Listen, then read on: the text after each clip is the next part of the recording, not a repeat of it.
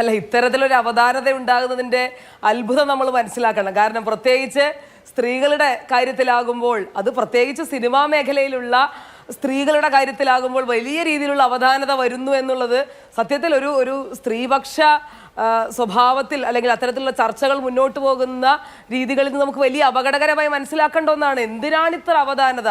എനിക്കതാണ് മനസ്സിലാവാത്തത്. പലപ്പോഴും ഈ ഹേമ കമ്മിറ്റി റിപ്പോർട്ടുമായി ബന്ധപ്പെട്ടിട്ടുള്ള 2017 മുതലുള്ള ചർച്ചകൾ നമ്മൾ കാണുകയാണ്.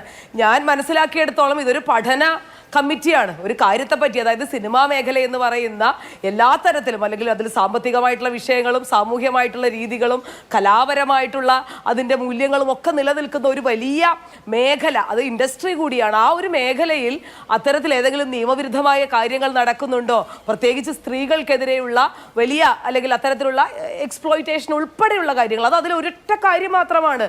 മറ്റെല്ലാം വിഷയങ്ങൾ, ഒരു സ്ത്രീ ഒരു തൊഴിലിടത്തിൽ അനുഭവിക്കുന്ന എല്ലാ പ്രശ്നങ്ങളുമായി ബന്ധപ്പെട്ടിട്ടുള്ള പഠന കമ്മിറ്റിയാണ് അവിടെ നടക്കുന്നത്. അതുമായി ബന്ധപ്പെട്ട് അവരാളുകളുടെ തെളിവെടുക്കുന്നു, മൊഴിയെടുക്കുന്നു, അതുമായി ബന്ധപ്പെട്ട് കാര്യങ്ങൾ മനസ്സിലാക്കുന്നു.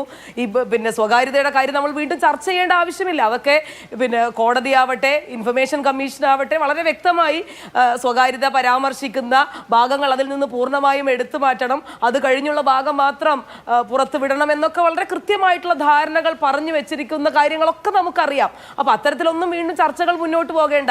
പക്ഷേ എന്താണ് ഞാൻ മനസ്സിലാക്കിയെടുത്തോളം, ഇത് മൂടി വെക്കുന്ന ആളുകളും ഇത് മൂടി വെക്കാൻ ശ്രമിക്കുന്ന ആളുകളും ഇത് മറച്ചു വെക്കാൻ ശ്രമിക്കുന്ന സർക്കാരും ഒക്കെ യഥാർത്ഥത്തിൽ സിനിമാ മേഖലയോട് വലിയ ദ്രോഹമാണ് ചെയ്യുന്നതെന്നാണ് ഞാൻ മനസ്സിലാക്കുന്നത്.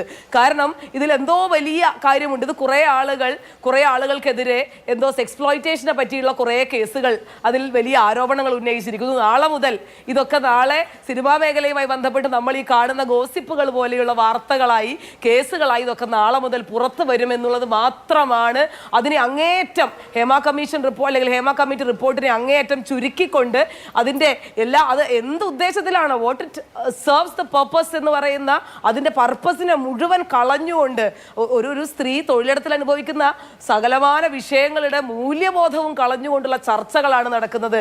അതിൽ ആദ്യത്തെ ഉത്തരവാദി സർക്കാരാണ്. രണ്ടാമത് പറയുന്നത് ആരാണോ ഇതിനൊക്കെ തടസ്സപ്പെടുത്താൻ ശ്രമിക്കുന്നത് അവരാണ് ഇതിൽ രണ്ടാമത്തെ ഉത്തരവാദികളായി വരുന്നത്. ഞാൻ ഈ പറയുന്നത് പോലെ ഇന്ന് രഞ്ജിനി എന്ന് പറയുന്ന ഒരു നടി, അതിലൊരു ഹർജി കൊടുക്കുന്നത് അവരുടെ സ്വാഭാവികമായിട്ടുള്ള അവരുടെ കൺസേൺ ആണ്. അതിൽ നമ്മൾ തെറ്റ് പറയേണ്ട ആവശ്യമില്ല. ഏതായാലും നമ്മൾ അവധാനതയോടുകൂടെ ഇത്രനാൾ കാത്തിരുന്നല്ലോ, അപ്പോൾ ഇനിയും ഒരു തിങ്കളാഴ്ച ഹർജി പരിഗണിക്കുമെന്നാണ് പറഞ്ഞിരിക്കുന്നത്. അപ്പോൾ അത് നമുക്ക് കാത്തിരിക്കാം. അത്തരം കാര്യത്തിലൊന്നും നമുക്ക് തർക്കമില്ല. പക്ഷേ ഇതിൻ്റെ ഭാഗമായി ഉണ്ടാകേണ്ട ഏറ്റവും മികച്ച ഒരു തീരുമാനത്തെ, അല്ലെങ്കിൽ ഒരു നിയമസഭയിൽ പോലും കെ രമ എന്ന് പറയുന്ന MLA ഉന്നയിച്ചിട്ടുള്ള ഒരു ചോദ്യത്തിന് മറുപടിയായി സജി ചെറിയാൻ പറയുന്നുണ്ട്, ഇതിന്റെ ഭാഗമായി നിയമനിർമ്മാണം കൊണ്ടുവരും. ഇതൊക്കെ നമ്മൾ ആഗ്രഹിക്കുന്ന കാര്യമാണ്. സിനിമ എന്ന് പറയുന്ന വിശാലമായ മേഖലയിൽ നിന്നുകൊണ്ട് അവിടെ നമ്മൾ കാണുന്ന ഏറ്റവും പ്രമുഖ നടി മുതൽ, അല്ലെങ്കിൽ പ്രമുഖ നടിമാർ മുതൽ, അതിൽ ഏറ്റവും ക്ലീനിങ് ചെയ്യുന്ന തൊഴിലാളികളായിട്ടുള്ള ആളുകൾ വരെയുള്ള കാര്യങ്ങൾ പരിഗണിക്കപ്പെടേണ്ടതുണ്ട്. അത് സ്ത്രീകളുടെ ശുചിമുറിയുടെ പ്രശ്നങ്ങളാവട്ടെ, അവർക്ക് വസ്ത്രങ്ങൾ മാറാനുള്ള ഫെസിലിറ്റേഷൻ ആവട്ടെ, അവരുടെ കുഞ്ഞുങ്ങളെ നോക്കേണ്ട കാര്യമാകട്ടെ, അവർക്ക് ലഭിക്കുന്ന വേതനത്തിൻ്റെ കാര്യമാകട്ടെ, അല്ലെങ്കിൽ അതിൻ്റെ സമയക്രമമാകട്ടെ, ഇത്തരം ചർച്ചകളൊന്നും നടക്കാതെ ഇവിടെ ബിംബങ്ങൾ ഉടയുന്നതിനെ പറ്റി മാത്രം ചർച്ച ചെയ്ത് ഇതിന്റെ മുഴുവൻ പർപ്പസിനെയും കളഞ്ഞു എന്നുള്ളതാണ് നമ്മൾ മനസ്സിലാക്കുന്നത്. അതിനേക്കാളൊക്കെ ഏറ്റവും പ്രധാനപ്പെട്ട കാര്യം ഇത് പുറത്തു വിടുകയായിരുന്നു. എന്നാൽ ജസ്റ്റിസ് ഹേമ തന്നെ, അവർ തന്നെ പറയുന്നുണ്ട്, ഇതിൽ അത്തരത്തിലുള്ള പരാമർശങ്ങളില്ല, ഇതൊരു കേസുകളുടെ കൂട്ടമല്ല, ഇത് അവിടെ നിലനിൽക്കുന്ന അല്ലെങ്കിൽ അത്തരം ഒരു എന്റർപ്രൈസിൽ നിലനിന്നിരുന്ന മനുഷ്യരെയൊക്കെ അവരോടൊക്കെ സംസാരിച്ച് അവരനുഭവിച്ചിട്ടുള്ള പ്രശ്നങ്ങളുടെ ഒരു ആകത്തുകയാണ്. ആ പ്രശ്നങ്ങളിൽ എന്തെല്ലാം തരത്തിൽ മാറ്റങ്ങൾ വരുത്താൻ കഴിയുമെന്നുള്ള വളരെ പോസിറ്റീവായിട്ടുള്ള കുറെ നിർദ്ദേശങ്ങളാണെന്ന് പറഞ്ഞു വെച്ചെടുത്ത് ഇത് ഞാനും നിങ്ങളും കൊടുക്കുന്ന പണത്തിന് ആ 1 കോടി രൂപയ്ക്ക് 1 കോടി രൂപ ചെലവാക്കിയെന്നാണ് പറയുന്നത്.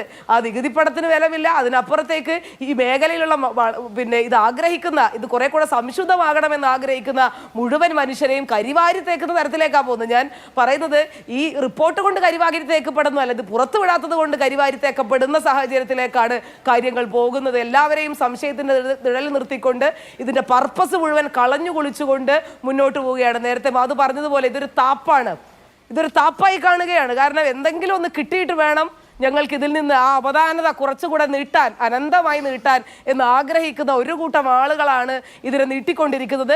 അതിൽ ഏറ്റവും പങ്കുവഹിക്കുന്നത് സർക്കാരാണ് എന്ന് ഞാൻ എടുത്തു പറയുന്നു.